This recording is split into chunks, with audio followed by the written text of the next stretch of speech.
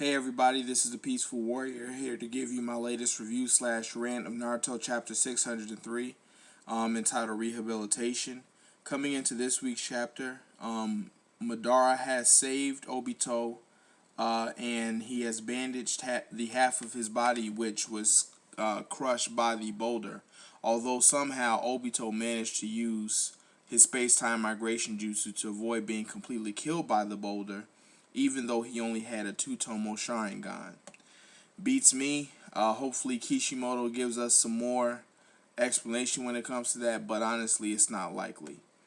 So Madara has saved Obito. He's bandaged and stitched the half of his body, which was crushed by the boulder, and he also attaches an artificial body, an artificial clone from Hashirama's body, to Obito in order to nurse his wounds and to heal himself.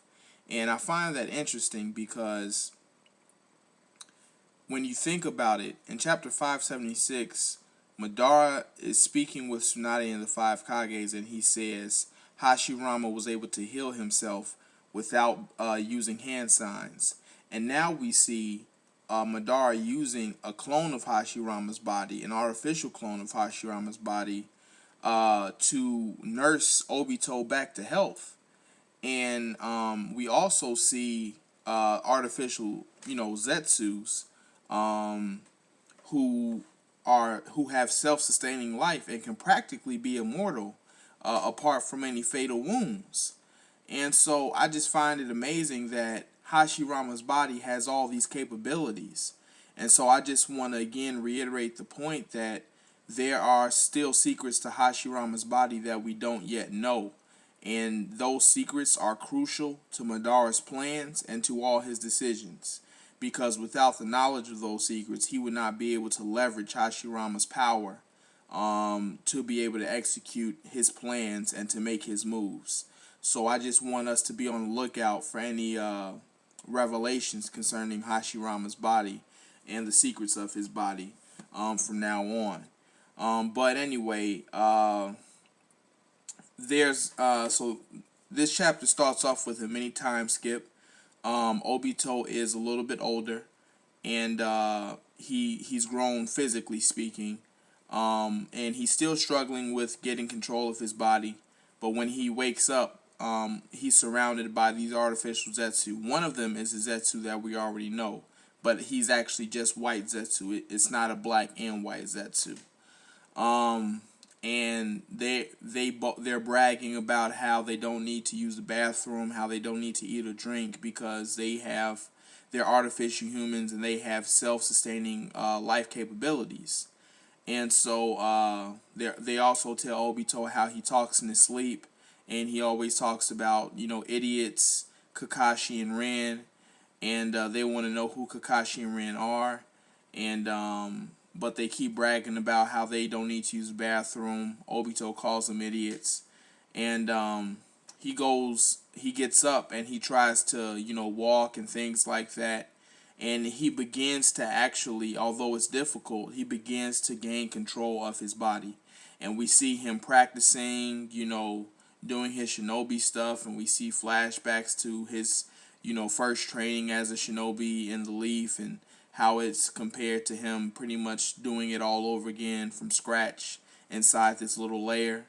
And as he's training, all of a sudden one of the Zetsus that was talking with him earlier returns and says that Rin and Kakashi that you've been talking about are surrounded by Miss Ninja, and they're actually in trouble. And Obito's first instinct, he punches against the rock, and his arm from Hashirama's body disintegrates. And one of the Zetsu says, "Dude, you're not going to be able to punch through a rock with that type of body." And the other Zetsu offers Obito his body so that he can go to the battlefield, because Zetsu have the capability of being able to travel back and forth freely through the earth at will. So Obito is hesitant at first, but ultimately he accepts one of these Zetsu's bodies, to be able to go to the battlefield where Rin and Kakashi are being surrounded by the Mist Ninja.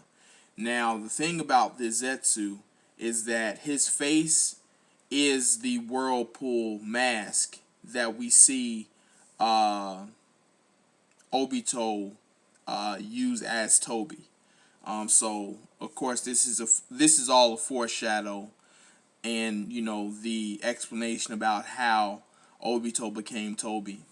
And with that being said, one of the things that I wanted to also get your opinions on is how I believe that not only does Obito blame Kakashi for Rin's death, I believe that he blames himself.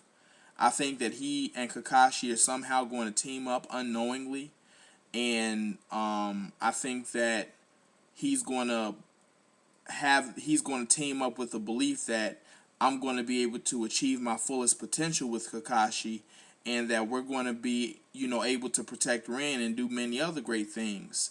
But they're going to fail together at protecting Rin.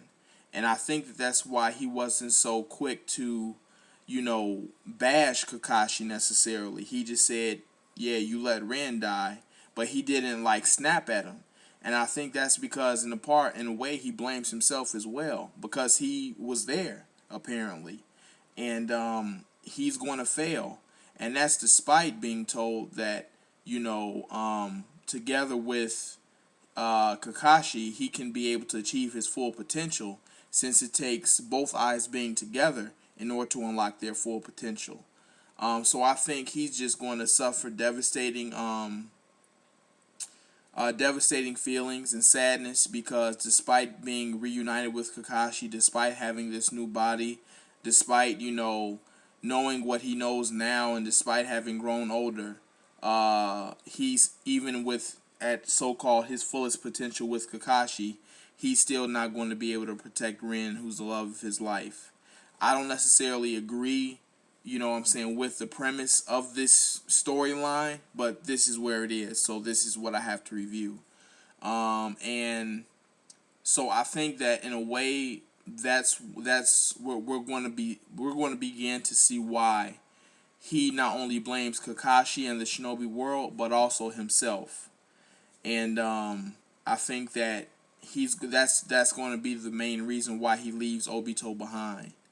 In a way, in the same way like Anakin Skywalker or Darth Vader left Anakin Skywalker behind, because he came to believe that Anakin Skywalker would not be powerful enough to protect Padme. Okay, but in a way, that's the only comparison that I see, is that somehow he's going to not be able, or he's going to have the fear of not being able to protect Rin, and he's not going to be able to protect her, and then he's just going to go dark side. Just straight up. But besides that, I think that this is where he's also going to develop a grudge against the Mist, and he's going to go and control their fourth Mizukage, and basically cause the downfall of their entire village, because they're also going to be responsible. He's going to hold them personally responsible for Rin's death. So I think that's where we're going to begin to see him go to the Mist. Besides that, there's one other key point that I want your opinion on. I think there's an untold grudge he's going to develop with Minato, because Rin is going to die. We know that, okay? We know Rin is going to die, and Minato is not going to be there to save her. Just like, despite him being the Flying Thunder God and being ultra fast, he wasn't there to save Obito.